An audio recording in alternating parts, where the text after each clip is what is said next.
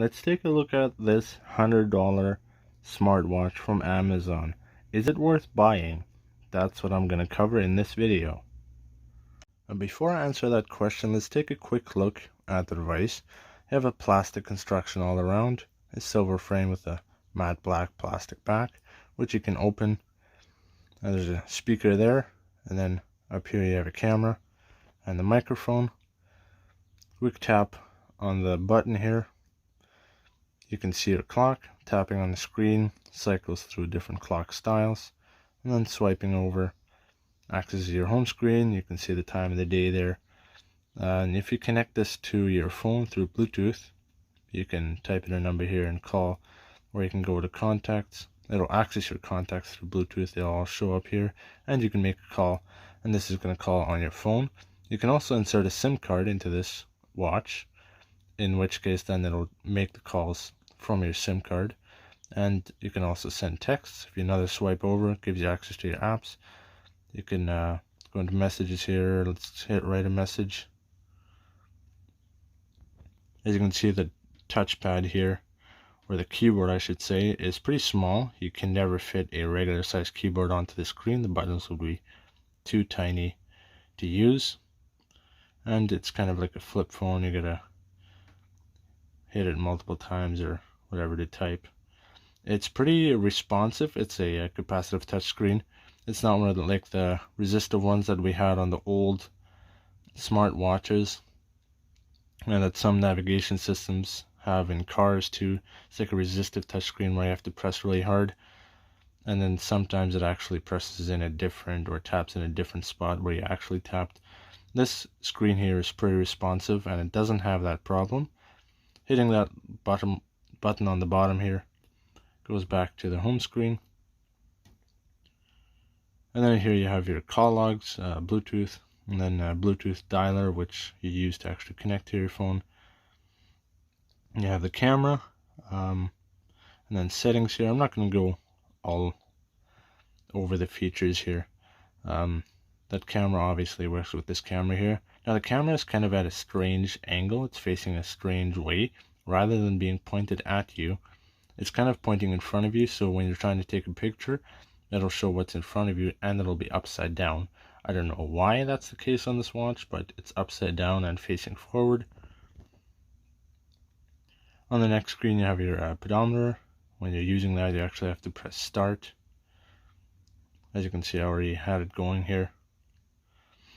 You hit start, and it'll start timing how long you're active and start counting your steps.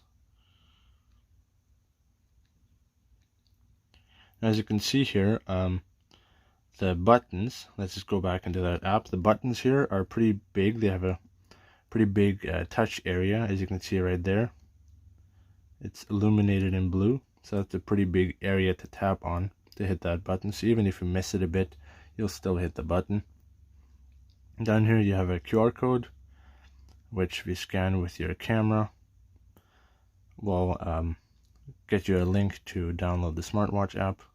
You have a reminder here, and on the next screen you have your alarm, calendar, gallery, which accesses the files that you, or the pictures that you took with this camera.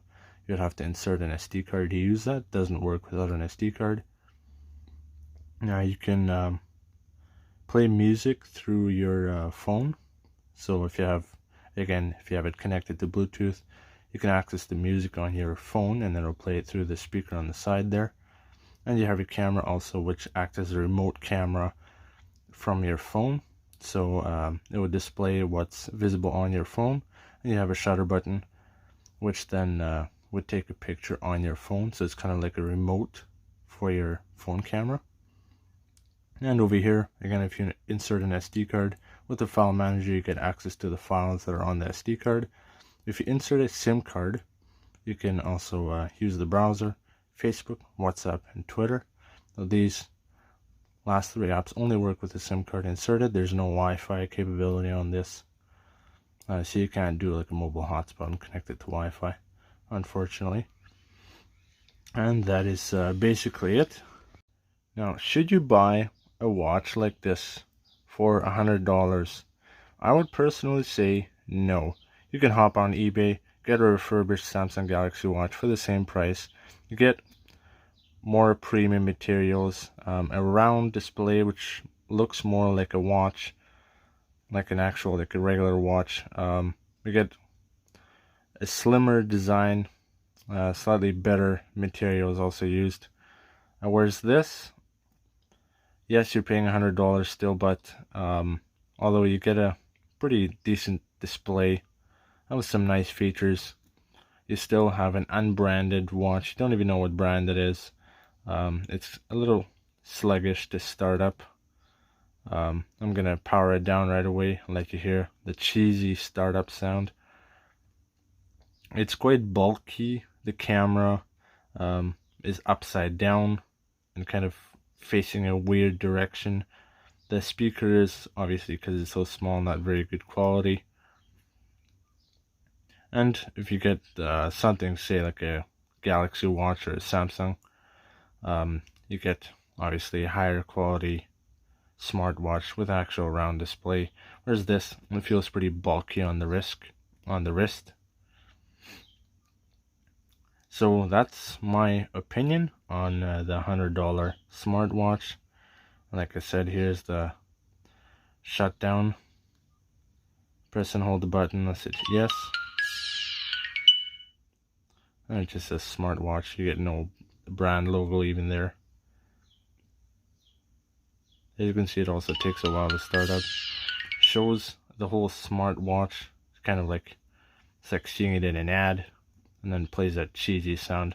I don't really like that. It doesn't sound like a premium device. That's also kind of a downside to it. It sounds kind of like a cheap $30 Chinese watch, which when you're paying around $100, you expect a little bit more out of that.